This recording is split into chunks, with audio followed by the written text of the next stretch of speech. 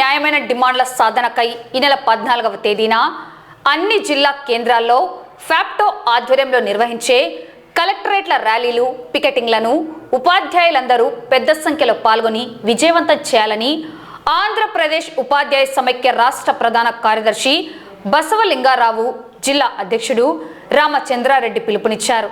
స్థానిక పొట్టి శ్రీరాములు ప్రాథమిక పాఠశాలలో జిల్లా శాఖ అధ్యక్షుడు రామచంద్రారెడ్డి అధ్యక్షతన నిర్వహించిన కార్యవర్గ సమావేశంలో రాష్ట్ర ప్రధాన కార్యదర్శి బసవలింగారావు ముఖ్య అతిథిగా పాల్గొని మాట్లాడారు. ఏపీటీఎఫ్ జిల్లా ప్రధాన కార్యదర్శి కేవి శివయ్య, జిల్లా కార్యవర్గ సభ్యులు జాకిర్ హుసేన్, వీరేశ్వర్ రెడ్డి, భాస్కర్ రెడ్డి హాజరయ్యారు. విద్యా హక్కు చట్టం 2009లోని సెక్షన్ 23(1)కి పార్లమెంటులో చట్ట సవరణ చేయడం ద్వారా సీనియర్ ఉపాధ్యాయులకు టెట్ నుండి శాశ్వత మినహాయింపు ఇవ్వాలని డిమాండ్ చేశారు. 12వ పీఆర్సీ అమలు చేయాల్సిన సమయం 3.5 ఏళ్లు గడిచినా ఇంతవరకు కమిషన్ నియమించకపోవడం అన్యాయమన్నారు. తక్షణమే పీఆర్సీ కమిషన్ చైర్మన్ను నియమించి ఉపాధ్యాయులకు 30% మధ్యంతర భృతి ప్రకటించాలని డిమాండ్ చేశారు. గత కొంతకాలంగా పెండింగ్లో ఉన్న 4 డిఏలను తక్షణమే విడుదల చేయాలని, అలాగే 4 ఏళ్లుగా నిలిచిపోయిన సరెండర్ లీవ్ బకాయిలతో పాటు ఉపాధ్యాయులకు రావాల్సిన అన్ని రకాల ఆర్థిక బకాయిలను వెంటనే చెల్లించాలని ప్రభుత్వాన్ని కోరారు.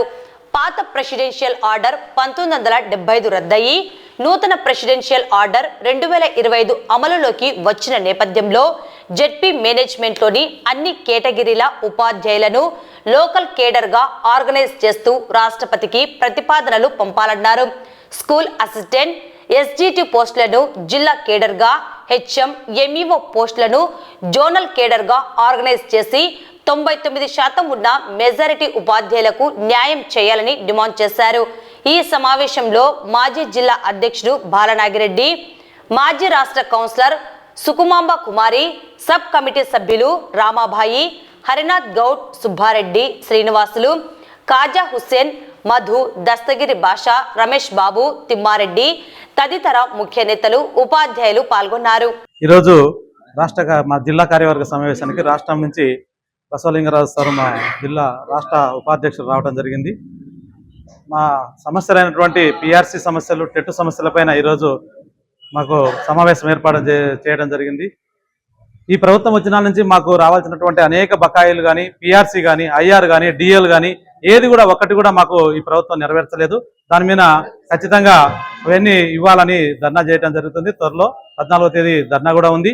దాంట్లో భాగంగానే అదేవిధంగా టెట్ మీద చాలా మంది సీనియర్ ఉపాధ్యాయులు 30 సంవత్సరాలు 25 సంవత్సరాలు సర్వీస్ ఉన్నటువంటి ఉపాధ్యాయులు కూడా టెట్ రాయాల్సిన పరిస్థితి వచ్చింది. టెట్ రాయకుంటే 2 ఏళ్లలోనే ఖచ్చితంగా మీరు ఇంటికి పోవాలని ఒక ప్రభుత్వం ఒక నిబంధన పెట్టింది.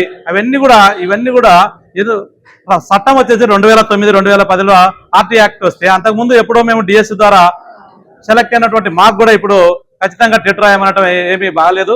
కాబట్టి వీటన్నిటిపైన ధర్నా చేసి అదేవిధంగా ప్రభుత్వాన్ని ఖచ్చితంగా వీటన్నిటిని కూడా స్పందించాలని కోరుకుంటున్నాం.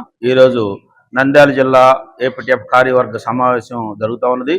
ప్రధానంగా అప్పుడు ప్రతిపక్ష నేతగా ఉన్నటువంటి నేటి ముఖ్యమంత్రి గారు కూటమి ప్రభుత్వం అధికారంలోకి వచ్చిన వెంటనే ఉద్యోగులు, ఉపాధ్యాయుల విషయంలో సముచిత నిర్ణయం తీసుకుంటా ఉన్నారు.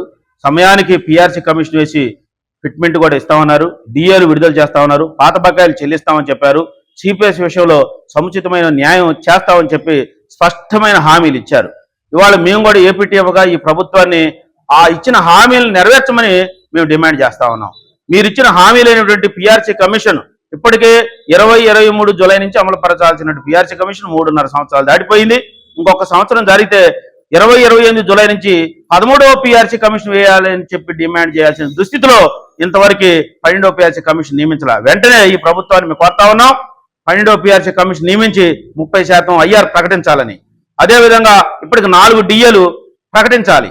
వెంటనే అందులో సగం 2 డిఏలు అని చెప్పి ఇప్పుడు వెంటనే ప్రకటించాలి. పాత డిఏ బకాయిలను విడుదల చేయాలి. అలాగే పాత సిపిఎస్ బకాయిలను విడుదల చేయాలి. మరీ ముఖ్యంగా సరెండర్ లీవ్ ఎన్కాష్మెంట్ గత 4 సంవత్సరాల నుంచి గత ప్రభుత్వం మూలన పెట్టింది. అది కూడా విడుదల చేస్తామని చెప్పారు. ఇంతవరకు 3.5 ఏళ్లు దాటిపోయి దగ్గర 4 ఏళ్లు వస్తున్న సరెండర్ లీవ్ బకాయిలు గత ప్రభుత్వం ఈ ప్రభుత్వం పట్టించుకోవట్ల. వెంటనే ఈ ప్రభుత్వం పట్టించుకొని సరెండర్ లీవ్ బకాయిలు విడుదల చేయాలని చెప్పి మేము డిమాండ్ చేస్తా ఉన్నాం.